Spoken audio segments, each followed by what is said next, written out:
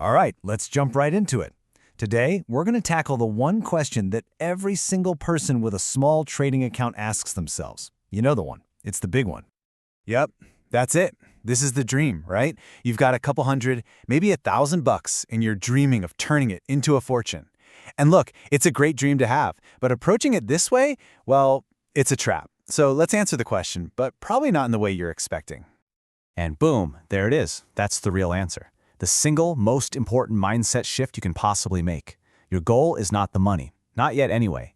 Your real goal is to build a skill, a high-quality, repeatable skill.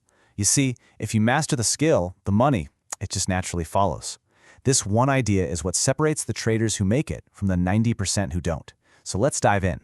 When you're starting small, the psychological pressure is just crushing. You feel like you have to swing for the fences on every single trade just to make a meaningful amount of money.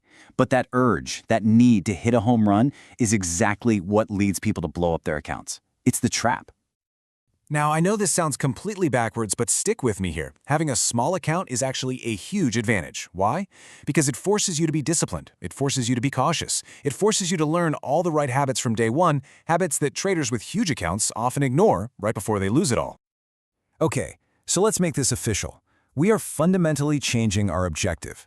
We're throwing out that lottery ticket mentality, and instead, we're adopting the mindset of a true apprentice who is learning a valuable craft. This is what we're going to call the slow growth mindset. Forget about trying to double your account in a week. For the first year, you have one and only one mission: survive. Just stay in the game. Prove to yourself that you can follow your rules and that your strategy actually works, even if your gains are just a few bucks here and there. It's all about consistency. Before we even think about looking at a chart or placing a trade, we have to build our mental armor. In this game, your biggest opponent isn't the market, it's the person staring back at you in the mirror. It's your own greed, your own fear, your own impatience. Your psychology is your first and most critical line of defense. So let's get these 4 principles drilled into our heads.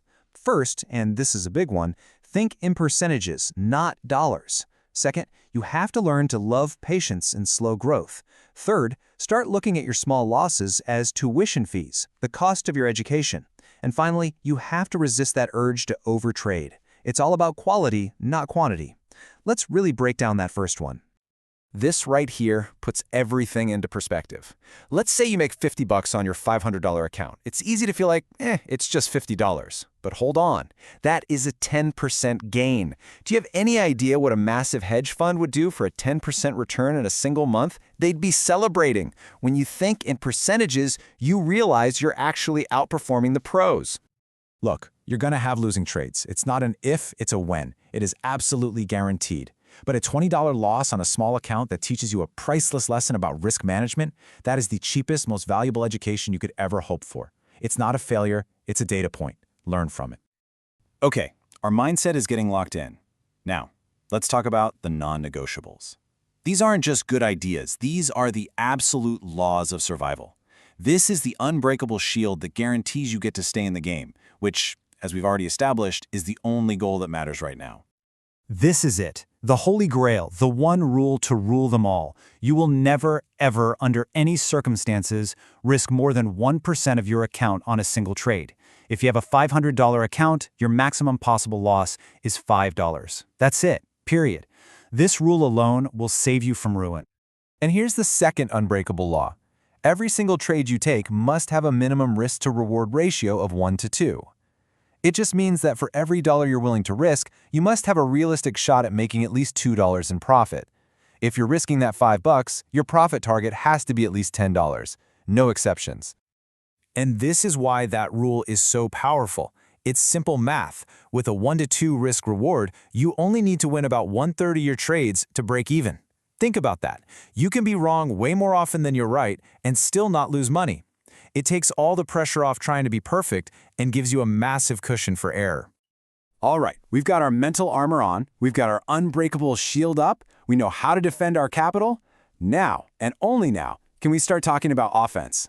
It's time to sharpen the sword, our actual trading strategy.